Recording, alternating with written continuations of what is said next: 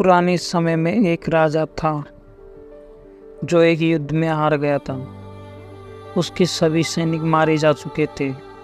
राजा किसी तरह अपनी जान बचाकर जंगल में भाग जाता है। शत्रु सैनिक उसका पीछा कर रहे थे। वह बचने के लिए गुफा में छिप जाता है।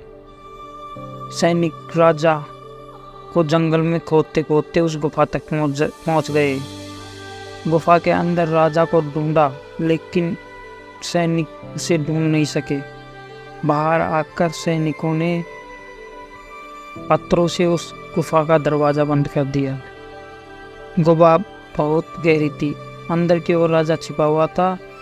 वह काफ़ी थक चुका था। वो प्यास की वजह से बेहाल हो रहा था। उसके शरीर में ताकत नहीं बची थी।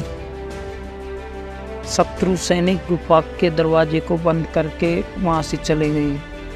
राजा अंदर बैठे बैठे सोच रहा था कि अब तो उसका जीवन खत्म हो गया है। वह गुफा से कभी बाहर नहीं निकल सकता। राजा निराश हो चुका था।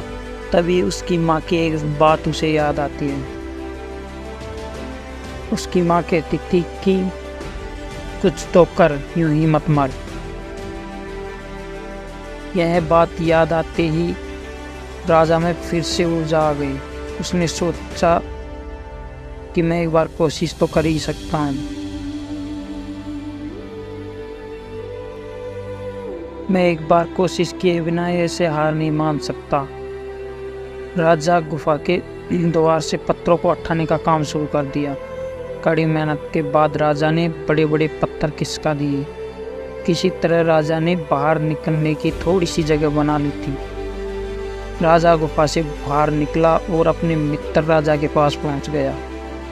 मित्र राजाओं की मदद से उसने शत्रुओं को पराजित कर दिया और अपना राज्य वापस हासिल कर लिया।